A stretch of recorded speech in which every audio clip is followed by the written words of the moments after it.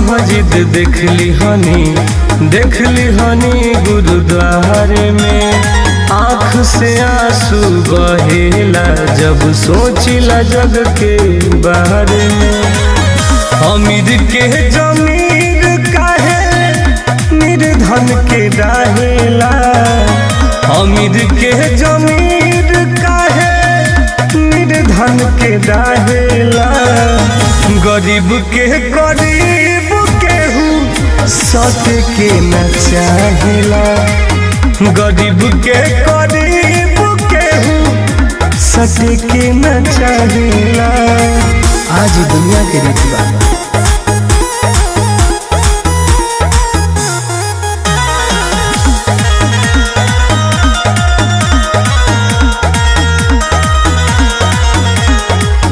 होखे जब दुख विपत कवनो मजबूरी भाई से